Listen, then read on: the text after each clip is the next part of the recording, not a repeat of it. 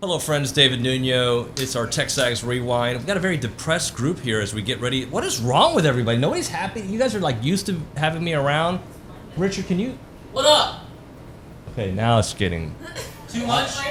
Do I need to tone it down? No, the gangster signs. You guys are both. What gangster sign? Look at my smile hat. I'm gonna start this video from the top. We're gonna try to do. Dan's not even looking at me. She's like, I'm gonna just keep working. Meredith is at least she thinks I'm funny. She's recruiting. Oh, she's recruiting. All right, so I guess we did a show with a bunch of rude people in the background. Have you guys heard of Billy Liucci? Kind of a big deal. He joined us. We did our 21 and 21, brought to you by Factory Builder Stores. And we focus, goodness, I just learned English again on Andre White, who learned English a long time ago, and how he might be underrated. OB talked a little bit about he being one of the keys to that linebacker room. We also caught up with Dustin Harris, former Aggie player, played in the SEC with A&M, also played in the Big 12, so he had a little perspective there. And stop the rumor. Gosh, okay, I don't know how to speak. Are you laughing at me? A little bit. Okay, no, I'm not going to do it again. I want the people to know that I messed up. One take Nuno. One take Jake. Stop the rumor mill. Jimbo's going nowhere. You know, Andre White's probably around 6'3". And he is prototype, and their physicality. Basically, what you're asking is, are they physical enough? And my answer would be, yeah. I don't know where they compare on that scale with Buddy. I'd have to probably specifically ask around and go more than just what I see, because we've seen limited of him, of White. But physically, are they physical enough to be strong against the run in the SEC West? Hell yeah.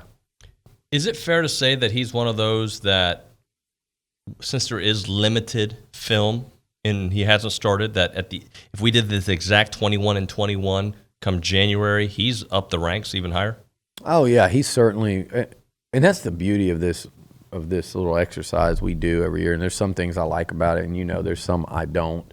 I'm kind of like a reluctant participant. This is one, sometimes I do things that I don't love, and ranking these guys like this, and you found out when we were talking about it, and Gabe's, but it's like, it's the business we're in. Right. And we sell these things, and I think a lot of these guys, the fun part about it is that a lot of these guys at let's say the bottom of this top list have the chance to move up significantly. And that means you've got, like I said, this is an NFL linebacker that is, we have him just right there on the fringe of the top 20 on this list on this football team. And we all know who the top, you guys don't know the order, but we all know who the top 6, if not 8 are. And almost all of them are first team All-SEC candidates, some All-American candidates, some future first rounders.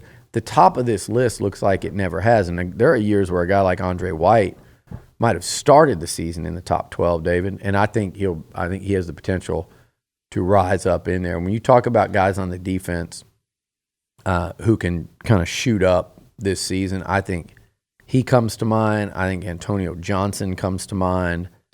And I think the guys everybody's sleeping on are Clemens and Tyree Johnson. Clemens was really good before he got hurt last year.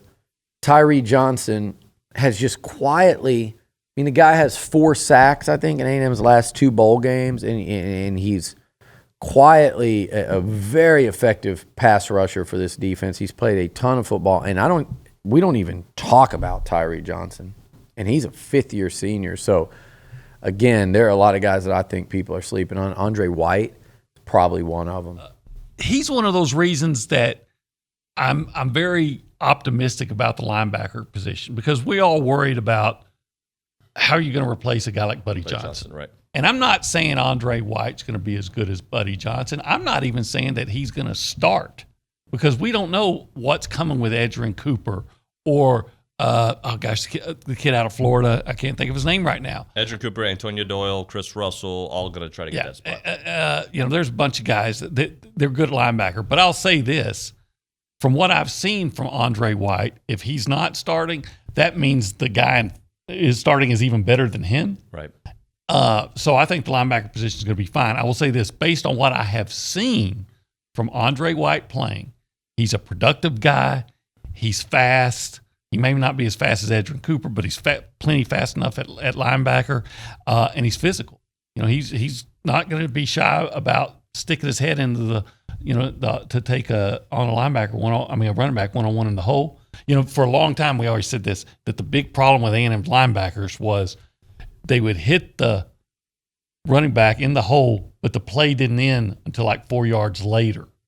And and Buddy gave you that last year, more of that guy that the play ended there. Right there. And I think Andre White's the type of guy that when he makes the contact, more often than not, the play's going to end there. I'm very, very obviously high on Andre White. So take me through and where you're at now. When I left A&M, I obviously went into the pros for a little bit, came back with the knee injury, and finished school. I told my dad I was going to finish, and I did. From there, I got into the business world. I was in the oil field for a little bit, but I still, as guys know me, as the rancher type guy. So, we recently got married back in September, so coming up on a year, and we moved back to Anderson, Texas, which puts me right back at home. So, but now, trying to strive to allow the kids that the chance that I never had to get their stuff out earlier than what I was able to, and what some of the other guys that I played with were able to. On the personal side, like ranch, the house, he's got a great setup here. I know Jimbo Fisher loves it. He's not leaving if they make the college football playoffs and he's got a national championship. Well, no, that's an absolute no. But I think even here's this he's going up this mountain, and he's at a point in his career where this is a real challenge, and this is like establish yourself as one of the all-time greats in this game. To win one as an assistant in the SEC, to go win one at Florida State where you replaced a legend, and then to do it where it just hasn't been done in modern history. Believe me, we all know 1939. And if he's going up and he's looking around, he's like, this team, this roster is what I had at Florida State when we won one. Hell, it's not out of the question that he couldn't build one even better. But let's just say he looks around and he's like, this is it. And you're almost to the top. You're not going to get off that train. And you're about to plant that flag on the top of Mount Everest, and someone tells you, hey, you're still gonna have a great chance to get to the top, but we need you to come back down to base camp, because you're not going to pay them more. You're not going to give them better facilities. I think it's a waste of energy and emotion to listen to anyone that says that. And I get it, but I think it's a wasted effort, wasted motion. All right, guys, I'm going to bring in Dalton. Yeah, I'm going to make it awkward. We're going to close with Dalton. Dalton, join us. You're not in a good mood today. Everybody's mad. We're trying to thank you. Tell everybody what they're supposed to do.